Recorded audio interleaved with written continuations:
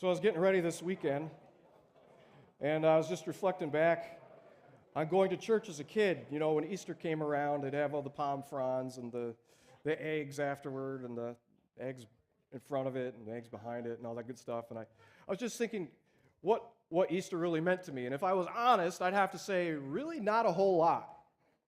Just a confession, okay? And it's not that I didn't know the story.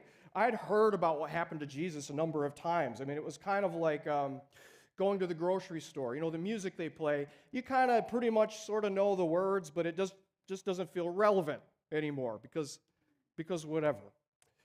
And I knew all about it. You know, Jesus is having dinner. It's the Last Supper. Of course, the disciples don't know it. They don't understand it. They don't believe it. But he's told them he's going to suffer, and then he tells them, tonight, this is going to be it. I'm going to be taken away. You're not going to get it, and I'm going to go where you can't go.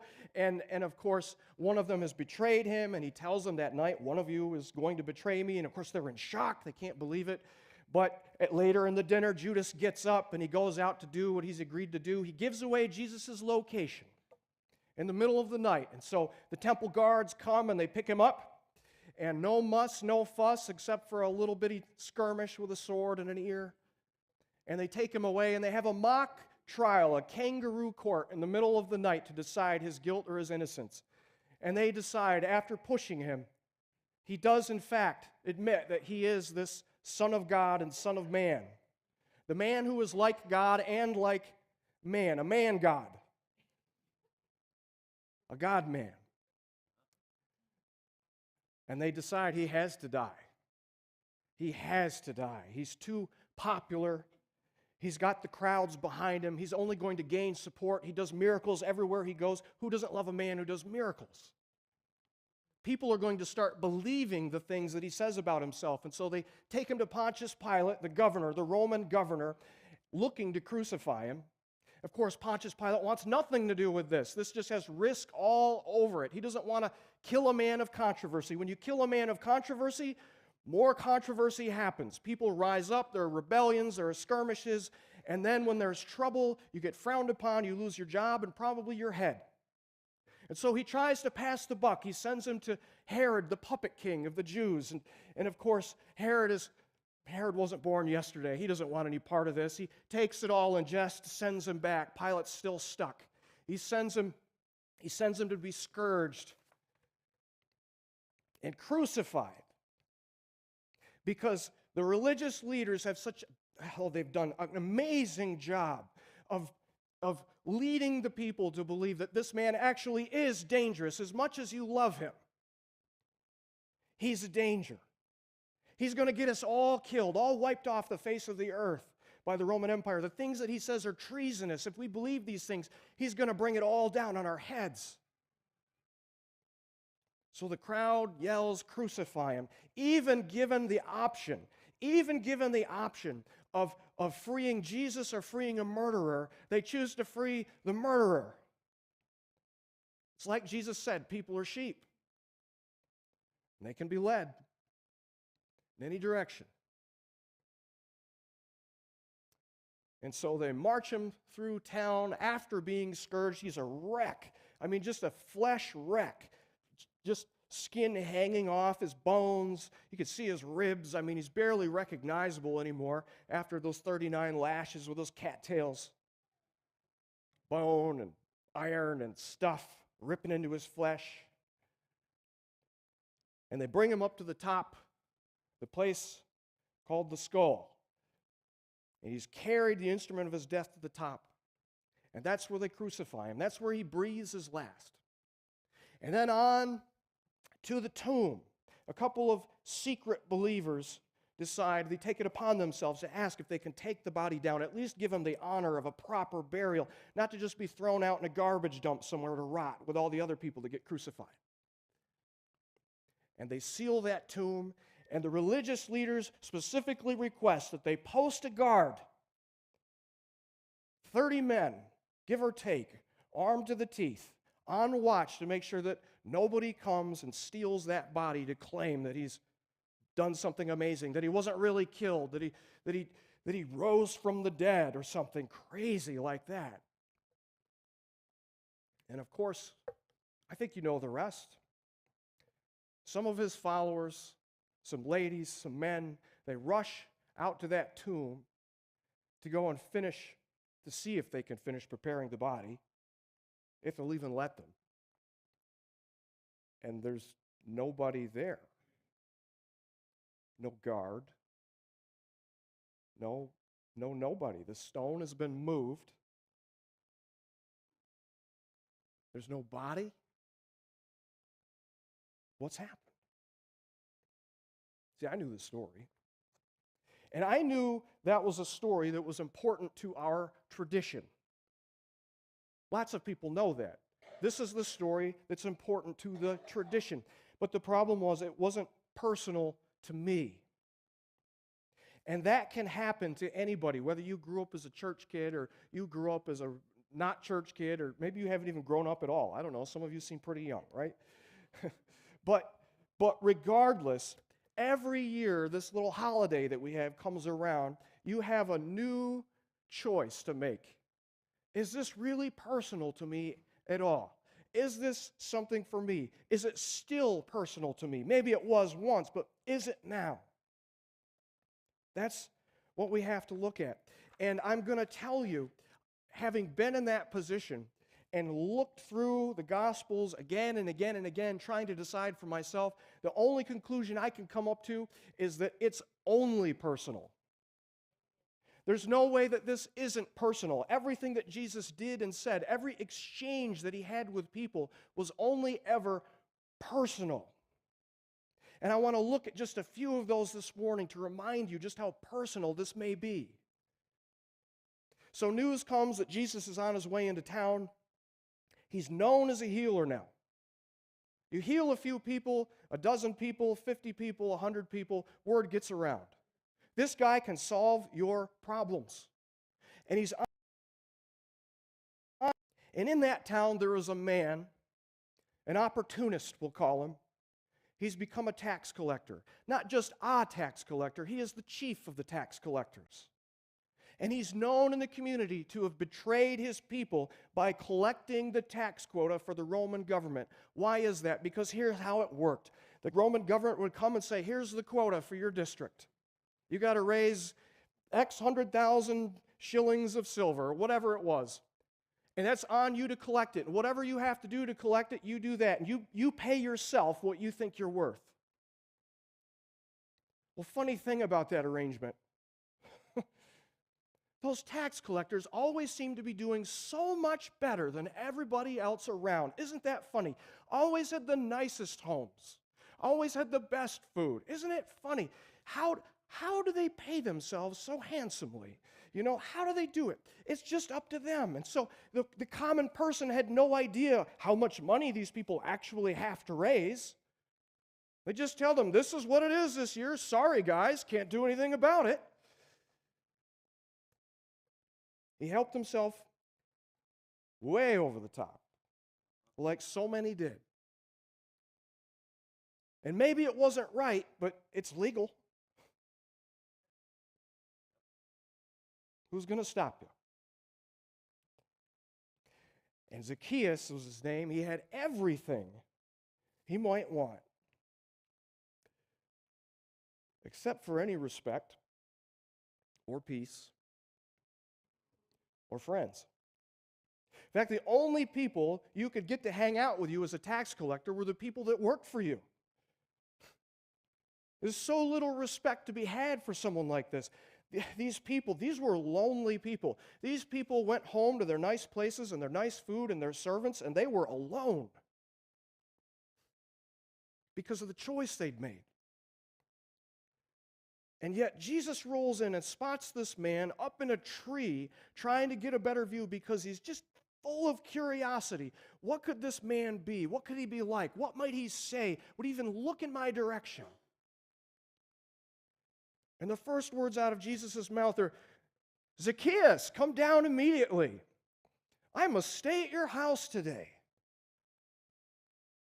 In front of God and everybody, he calls him by first name like he knows him and said, I've got to stay at your house today. Is that okay? This man is overwhelmed in an instant. All of the sense of distance between himself and God just shrank in a moment, in just a couple of sentences. The grace just overwhelms this guy. He's just ready to step over the edge. He says, "Look, Lord, here and now I give half my possessions to the poor, and if I've cheated anybody out of anything, I will pay back 4 times that amount." In front of everybody. And Jesus says, "Today salvation has come to this house because this man too is a son of Abraham." In other words, this is a man of real faith. You guys think otherwise, but I'm telling you right now, he's the real thing. Because the Son of Man, that's him, came to seek and to save what was lost. This man was distant from God in his heart. And because of faith in Jesus, now he is not. He's close. Jesus says, that's my purpose. For people who feel distant from God, that's what I'm here for. I decide who's close and who's distant. And I'm telling you by faith, this man is close. If you've ever felt distant from God, I'm telling you, Jesus is for you. This is personal. Some of you feel that this morning. Some of you wouldn't want to because you're a Christian. You know, I don't want to say out loud, I actually feel very distant, but it's very possible to be distant from God and still be a Christian in name. It's possible, I'm telling you. And if that's you, this story is personal. Earlier in the ministry, Jesus has the opportunity to speak with religious leaders and teachers. He goes to one of their homes. He's in a home. Must be a nice big home. The crowds are spilling out the front door, probably down the road too. And he's talking to these leaders about all kinds of things. He's speaking truth and adjusting and correcting and going back and forth. But a few men catch wind of this healer man in this house, and they go looking for their friend. You see, they have a friend who's paralyzed. He's always been paralyzed. Every day, this friend lays out in a mat. They carry him out, probably, with his mat, carry him out on his mat to some place by the side of the road so that he can collect pity money. As a man, that is what he does for a living. He collects pity. Every day, hoping somebody feels badly enough for this situation, they'll give him enough to get by on today. And he's had to endure people going by and muttering and, "Oh, Mom, Dad, why is that guy there? What's he doing?" You know what that is, right? Why? How come he's there? How come he's doing that? Well, son, sometimes people do something so terrible, God lets them be punished right here on earth, and it just sticks. People would say these things. They believe these things. Some things that happen to people are just so terrible, there's no explanation other than God must really be disgusted with that person. And if that was you, wouldn't you start to think the same thing after a while? After hearing it from other people's lips and hearing it inside your own heart, the doubt and the question, why does God hate me so much? It must be that awful thought that I thought that time. It's just irreversible. That thing I said that I never should have said to my mom and dad, it must have been God would know how terrible I'd really be. Wouldn't you think those things? Day after day, why God? Why? No answer. But these friends don't buy it. They pick him up and they carry him to the house. They carry him, I don't know how they did it. They got him up on the roof. Sometimes I think there was a kind of like a little back stair that went to the top of the roof so they could fix the roof sometimes. And they start taking the roof tiles off the roof. Not their house, by the way, ripping the tiles off to make a hole big enough to lower this guy down in there without them. I mean, can you imagine? And inside this room are the very people that pass you by every day and pass judgment. What a spectacle. But he lets them do it because he's desperate. And I'm going out on a limb. I'm going to guess that Jesus says what Jesus says to him next, because this man wasn't just desperate for healing. He was desperate for release in his heart, wondering and questioning, does God actually love me? And the first words out of Jesus' mouth are, friend, your sins are forgiven. The people that were around this, Luke wrote, they thought to themselves, who does this guy think that he is? I mean, who forgives sins on God's behalf? Who does that? What do you have to think about yourself? They said, who can forgive sins but God alone?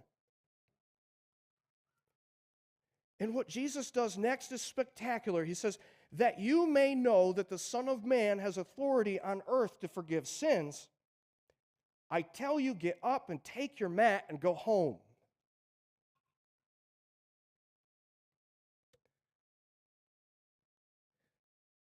Jesus came for people who need to be forgiven, have real things in their memories that they've done and said and wrestle with, and there's nothing you can do to go back and fix it. No way to unspill the milk. People who have those things in their life, I said a thing, I know it was evil, I know it was wrong, but I can't take it back. I did a thing, I know it was bad, I can't take it back. I thought things that were terrible, and I know I can't ever unthink them again. This is personal for you. Jesus is warning his students, his disciples, about what's about to happen, the time before he's going to be arrested and crucified. And he's talking to them about how he's going to be going somewhere, and they can't go. And they were like, well, you can't go somewhere, we can't go, we go where you go, so tell us how to get there. And Jesus' response, I am the way and the truth and the life. No one comes to the Father except through me. And if you really knew me, you would know my Father as well. From now on, you do know him and have seen him. And poor Philip, don't you look down on Philip. Don't you dare look down on Philip. Philip doesn't get it. And you wouldn't get it either. So stop. He says, Lord, show us the Father, and that will be enough for us.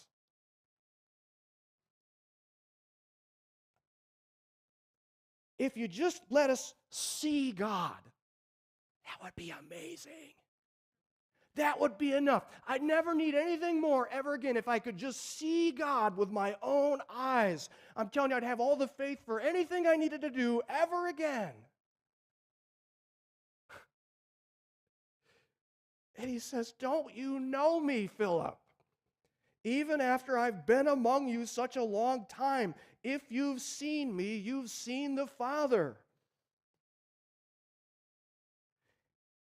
Ringing any bells? I'm God. That's me.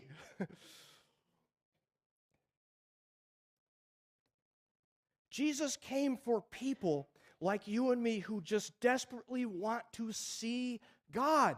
I want to see God. I want to know for myself, what's he actually like? What does he say? What does he sound like? What would he do in this situation? Jesus is saying, ta-da, I'm here.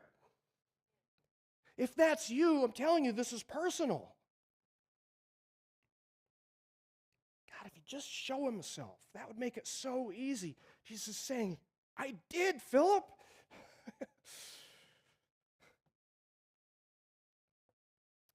John wrote about the death of one of Jesus' friends. His name was Lazarus. You ever heard of Lazarus? Of course you have, some of you.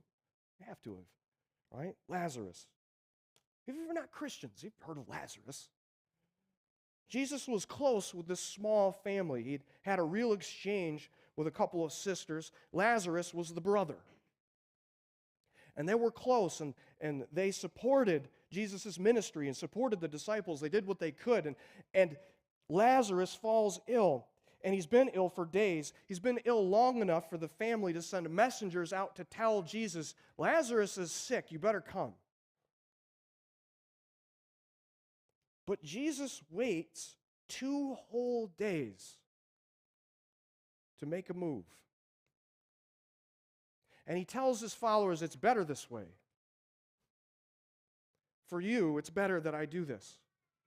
So after 2 whole days goes by, he goes to the family. He's taking the scenic route. And on the way, he tells them Lazarus is actually, he's dead. He's dead. But this is going to be for God's glory. And so he goes to the family, and Martha, the more responsible sister, is her first to greet Jesus. And he's consoling her. He says, your brother will rise again. Your brother will rise again. Doesn't that sound like something you would hear, church people say? Well, this isn't the end. Death's not the end. Your loved one is gone, but they are in a better place. That's what we say. But he says this, but it hits different. She says, I know, he will rise again in the resurrection at the last day. She believes in the things that Jesus has taught.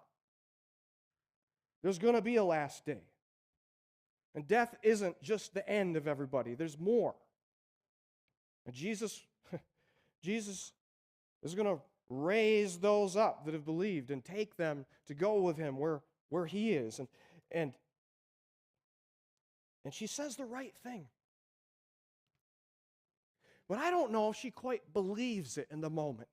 She's grieving and she's lost. And he says this, he says, I am the resurrection and the life. He who believes in me will live even though he dies, and whoever lives and believes in me will never die. Do you believe this, Martha? I'm the life giver. I, the person talking to you, am the bringer backer. I'm standing here in front of you, Martha, telling you this really isn't the end for your brother. It's really not. I've said so. I have the power to decide who lives and dies, who lives forever and who dies forever. I am that guy.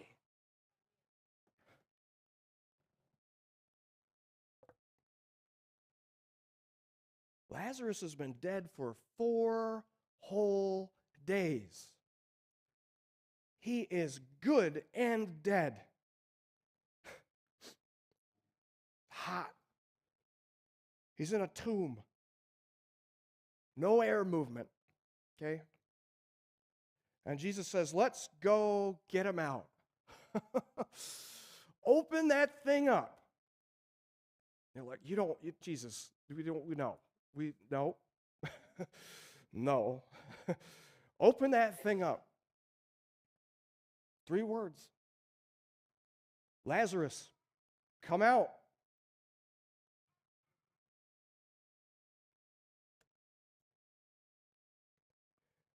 Jesus is for people who don't want to die. Yeah. He is. For people who don't want to just disappear and never have existed. Like, that's who Jesus is for. For people who are concerned about what happens after you cross the big threshold, you cross the big river, Styx with the boat, however you want to incorporate weird stories into it, okay? But those are the things that Jesus has come to address, and he's saying, I have the authority to make sure that you live, even though you may die. That's me. Maybe you're someone who'd say, I don't really have any concerns about dying. I just kind of think, you live and then you die and that's it. And after you're done, you're just done. It's just like you were never there at all. And you might be tempted to think, well, then it's not personal. But here's the thing. Do you want to die? See, if you don't want to die, this is still personal. You can't get away from it.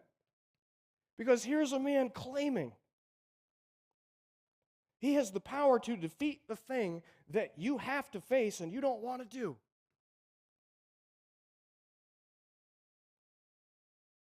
This is what offends people. Not that Jesus was a good teacher. Tell you what, Jesus, if you looked at teachers today and you looked at Jesus, I'm not going to say Jesus wasn't a good teacher, but you might be tempted to think that he wasn't. This was not some revolutionary, woo, I can't wait to get on the bandwagon of Jesus. Like, wow, he's just teaching these things. Pay your taxes and be honest. Woo, so exciting, right? Like, oh, can't wait. Like, wow. This is not like inspiring kind of teaching. Like, good is actually more good than you thought it was. What? It's actually harder. The standards are higher. What? No, tell me it isn't so.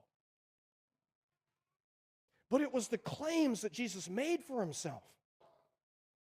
Whether you hated him or you loved him, it was always personal. And what I want to tell you this morning is that if you are tempted to think that it's not, remember what he actually said, what he actually did. Don't just go off of memories of things that people said. Don't just go off of movies or things you Googled. Oh, my friend said he looked on Google and he said that this, what? Come on, that's pathetic. Sorry, but that's pathetic, right? Like, look at the words for yourself. That's what did it for me. I went for years listening to things that people said and just kind of taking it on assumption that they were telling me the whole story, everything I needed to know. It wasn't until I looked at the Gospels myself and read the words of Jesus that I really put it together. Don't trust somebody's half-hearted assumptions about the most important thing hanging in the balance of your entire life. Wrestle with it. That's what I'm here to tell you today. Wrestle with Jesus. Whether you believe or you don't believe, wrestle with Jesus. If you feel distant from God, you need to wrestle with Jesus until that distance has closed. If you recognize you have things you really need forgiveness for and you just can't wrap your mind around how terrible some of them are, you really need to wrestle with Jesus until you believe that this man has the authority to forgive your sins and that he is willing.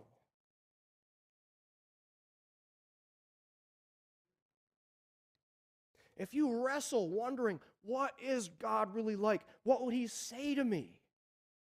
What would he think about me? In those moments that are quiet, you don't want to tell anybody about. These aren't things you tell people about.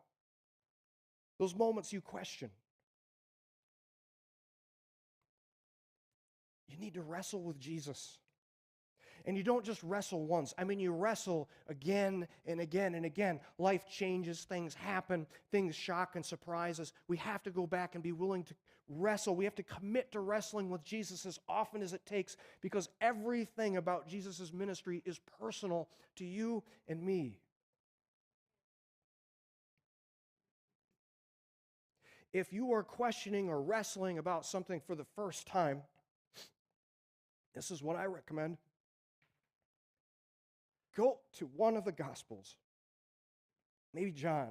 That'd be all right. Or Matthew, Mark, Luke. Just pick one. And before you read a letter, ask this. What did you really say? And who were you? Who are you to say those things? See, it all hinges there. Either you're crazy, or you're who you say you are, but there's really no in between. You have to wrestle with these things that he says and does and decide for yourself. And that doesn't stop. You will have so many opportunities to doubt what you first believed. I know that people want you to think that it's like a cookie cutter experience. You walk in one day and you have an experience and you hear some things and you step over the threshold and you get baptized, and then it's just kind of like everything just goes on autopilot. I'm telling you, that's not the case, is it, friends? No, it's not the case. The first time you flub up, the first time you speak out of turn and say something ridiculous and you can't take it, I'm telling you what, the doubts creep in.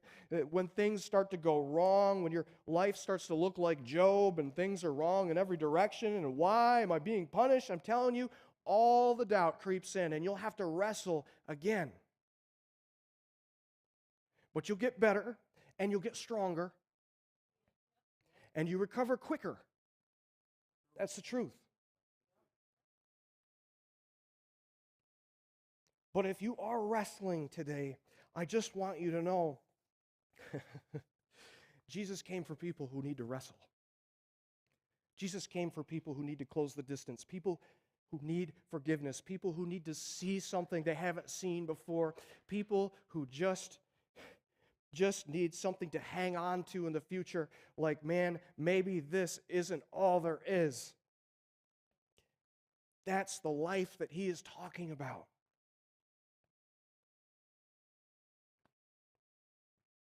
And I am there. Almost. The band is going to come up and they have one last song for us to worship together. Come on up, guys, girls.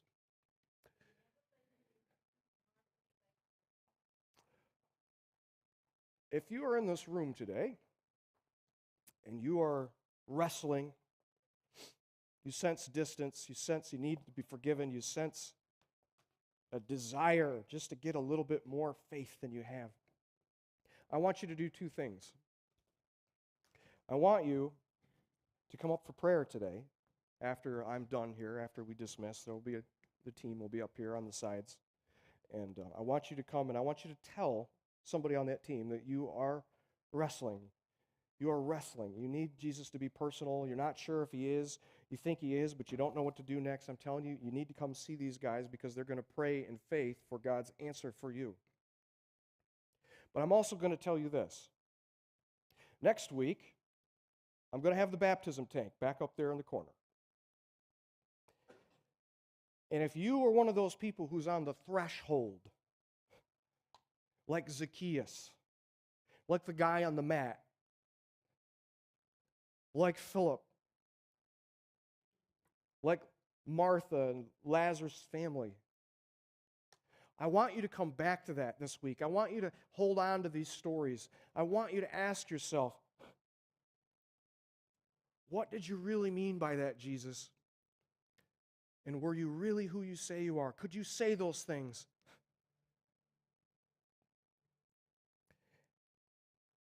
And if you come to the point this week where you believe that, yes, I believe